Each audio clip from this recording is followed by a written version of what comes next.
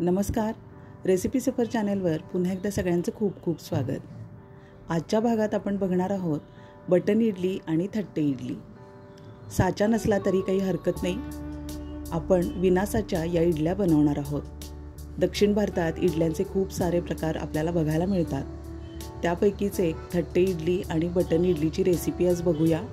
यावर जी मलगाई पोडी टाकलेली आहे त्याची रेसिपी आपल्या चॅनलवर अपलोड आहे, एकदा नक्की व्हिजिट करा. खूप छान बनते ही चटणी. आजच्या भागात आपण जी इडली बघणार आहोत त्याचं करेक्ट प्रमाण बघूया. मेजरिंग कपच्या या एका मोठ्या कपानं 1 कप इडली राईस घेतलेला आहे.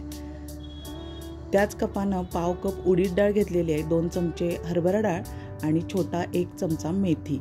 असं सगळं 4 ते 6 तास भिजत घालायचं आहे आणि त्यानंतर आपल्याला वाटून घ्यायचं आहे. त्यात चवीप्रमाणे मीठ टाकूया. रात्रभरासाठी हे आपल्याला पीठ फुलण्यासाठी ठेवून द्यायचं आहे.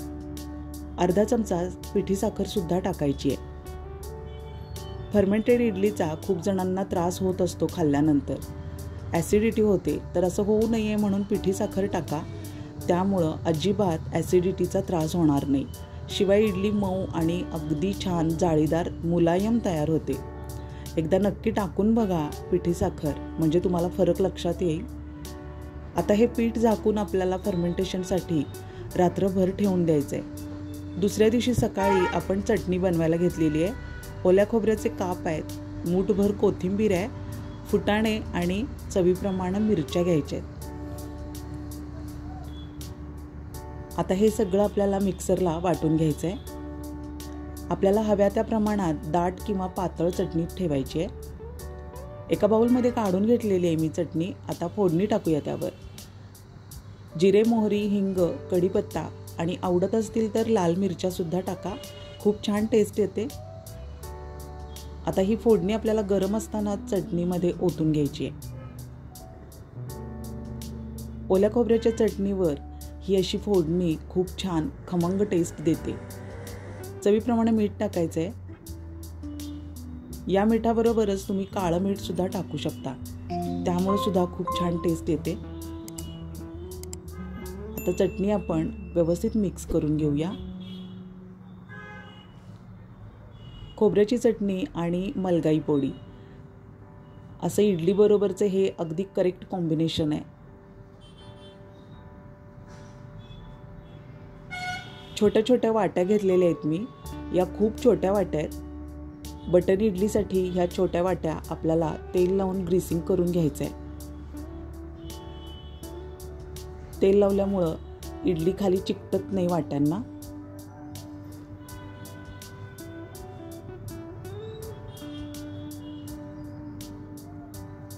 या छोट्या छोट्या बटन इडल्या बघून लहान मुलांना खूप आनंद होतो.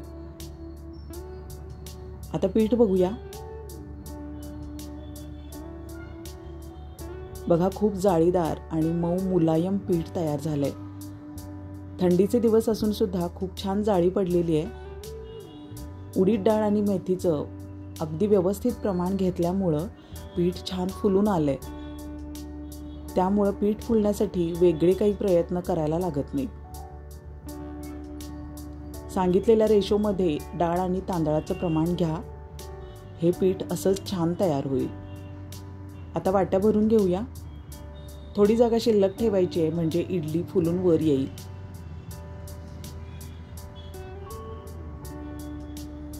साचा नसला तरी आपण या छोट्या छोट्या वाट्यांमध्ये इडली बनवू शकतो. आता एवढ्या छोट्या वाट्या तुमच्याकडे जर नसतील तर एकच मोठी थट्टे इडली बनवा आणि त्यामध्ये या छोट्या वाट्यांचे छाप काढले तरी चालतील.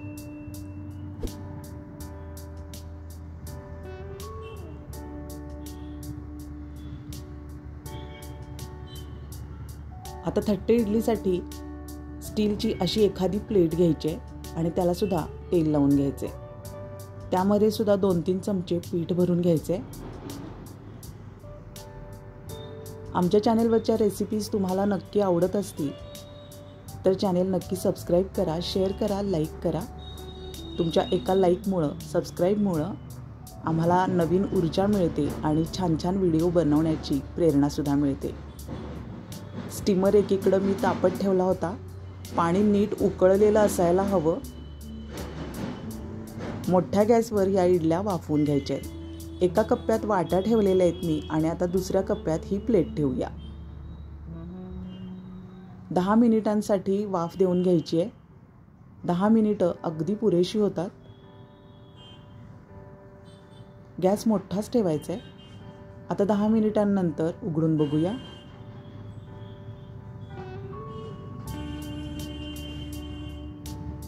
खरं तर सुरी लावून चेक करण्याची काही एक गरज नाही आहे, पण तरीसुद्धा बघूया आपण. बघा, सुरी अगदी स्वच्छ आलेली आहे.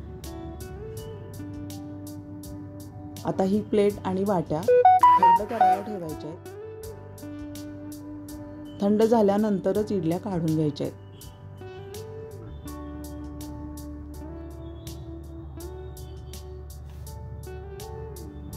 आता प्लेटमध्ये सर्व करण्यासाठी काढूया आणि त्यावर मलगाई पोळी टाकून घ्यायची आहे.